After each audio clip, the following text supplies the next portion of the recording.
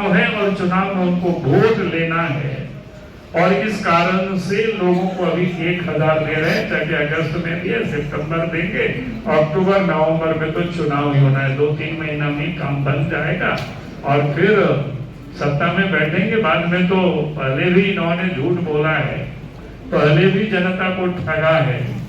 उसकी अगर अतीत को आप देखें, पहले भी उन्होंने कहा था कि उनके घोषणा पत्र में कि 72,000 रुपया साल में गरीबों को देंगे, माँ बहनों को 2,000 रुपया महीना चूल्हा खर्च देंगे। उन्होंने कहा था कि शादी होगी तो नव विवाहिता लड़कियों को शादी होते समय ही सोने का सिक्का देंगे। उन्होंने कहा था कि जो बुजुर्ग है और विकलांग है और फिर विधवा है, ऐसी को 2,500 रुपया महीना पेंशन देंगे। और फिर उसके साथ साथ उन्होंने क्या कहा था कि भाई इस राज्य की नौजवानों को 5 लाख नौजवानों को रोजगार देंगे, नौकरी, अगर नौकरी नहीं मिला तो हम राजनीति से संन्यास लेंगे। और ये भी कहाँ बोला था, निर्मल महतो के शहादत दिवस के शुभ अवसर पर उसके समाधि। आप जरा सोचिए, व्यक्ति ने कितना झूठ बोला। विधानसभा में इन्होंने कहा था कि रोजगार नहीं देंगे तो बेरोजगारी भत्ता देंगे, बीए पास को 5,000, एमए पास को 7,000, और आज तक नहीं। गरीब को 25 लीटर पेट्रोल सब्सिडी में वो भी नहीं दिया। झारखंड के आदिवासी मूलवासी को कैबिनेट से निर्णय किया, कहा कि 25,000 तक के टेंडर हम देंगे लोगों को, लेकिन आज तक कभी भी किसी को नहीं दिया। तो लोग इसको अच्छी तरह से जानते हैं। चुनाव के समय आपाधापी कर रहे। अभी आप देखिए, नियुक्ति तो इन्होंने दिया नहीं, लेकिन अभी जो उत्पाद विभाग में सिपाही की बहाली के नाम पर जॉब तो नहीं मिल रहा है, लेकिन मौत मिल रहा है लोगों को। जिस प्रकार से अव्यवस्था है, आज भी हमें कई लोग बताए कि आज भी मृत्यु हो गई। हमें लगता है उस समय 15, अब तो शायद 16-17 हो गया होगा। तो ये जो कुव्यवस्था है, और किस प्रकार से ये सरकार के मुखिया, राज्य के मुख्यमंत्री हेमंत सोरेन कहते हैं कि कोरोना का इफेक्ट। भाई इस देश में कोरोना के बाद कई एक राज्यों में कांस्टेबल की बहाली हुई, यहाँ तक कि सेना में भी बहाली हुई, अग्निवीरों की बहाली हुई, लेकिन कहीं कोई लोगों की मौत नहीं हुई। अगर मौत कहीं हो रही है जॉब के नाम पर, तो इस झारखंड प्रदेश में हो रहा है। तो ये इन लोगों का चरित्र है। कांग्रेस पार्टी आप देख रहे हो कि आज उनके नेता दुनिया भर में घूम रहा है। भारत की विकास उनको अच्छा नहीं लग रहा है, चाइना की बात करते हैं। तो हम तो कहेंगे कि कांग्रेस पार्टी के जो जुवराज है, शहजादे हैं, उनको बताना चाहिए कि वहां के तानाशाह भी उसको पसंद है क्या?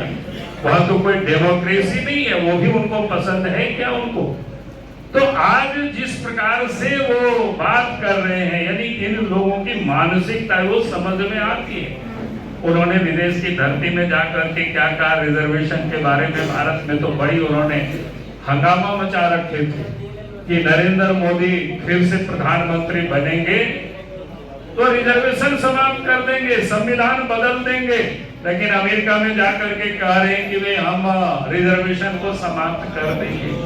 भाई कब समाप्त करेंगे उसको उन्होंने कहा है, लेकिन आप जरा सोचिए 60 वर्षों तक इस देश में कांग्रेस पार्टी ने राज किया, और 60 वर्षों में अगर देश में कोई तरक्की नहीं हुआ, लोगों को न्याय नहीं मिल पाया ठीक से, तो और कितने वर्ष लगेंगे? देश के प्रधानमंत्री नरेंद्र मोदी जी तो मात्र 10 वर्षों से इस देश के प्रधानमंत्री के रूप में जनता की सेवा कर रहे हैं। तो मैंने इसलिए इन बातों को ही कहा कि आज इस देश को किस प्रकार से मिसलीड कराया जा रहा है, किस और लोगों को ले जाया जा रहा है। वहाँ विदेश की धरती में सिखों के साथ भी कैसे एक लड़के से पूछते हैं, शायद वो भी प्रेस के रिपोर्टर थे, आपका नाम क्या है? कि भारत में ऐसा होगा कि गाड़ा नहीं पहन सकते, पगड़ी नहीं पहन, क्या बोलते हैं ये बताओ। अगर सिखों के साथ किसी ने कोई अत्याचार किया 1984 में, तो कांग्रेस पार्टी के लोगों ने किया था। उस समय सिख समाज के लोग पगड़ी पहनने में डरते थे, काड़ा पहनने में डरते थे। अगर ये हजारों लोगों की हत्या किसी ने की थी, कांग्रेस पार्टी के लोग। और आज दुनिया भर में घूम घूम करके इस देश के जो शहजादे अपोजिशन के लीडर है, और दुनिया भर में इस देश को बदनाम कर रहे। और इसलिए हमने कहा कि जो कांग्रेस पार्टी है, ये जो झारखंड मुक्ति मोर्चा है, ये जो राष्ट्रीय जनता दल है, इन लोगों को न देश से प्रेम है, न देशवासियों से प्रेम है, न आदिवासियों से प्रेम है, न आदिवासियों से दर्द है। इनको तो सिर्फ लूटना ही आता है। और इसीलिए आज मुझे खुशी है, ये लोग अपने परिवार में शामिल हुए, भारतीय जनता पार्टी के योगदान दिए, तो निश्चित रूप से झारखंड में भी अब आने वाला कल भारतीय जनता पार्टी के नेतृत्व में सरकार बनेगी और डबल इंजन की सरकार होगी और विकास की रफ्तार अब तेज होगी झारखंड में भी। इन्हीं शब्दों के साथ फिर से इन तीनों का मैं स्वागत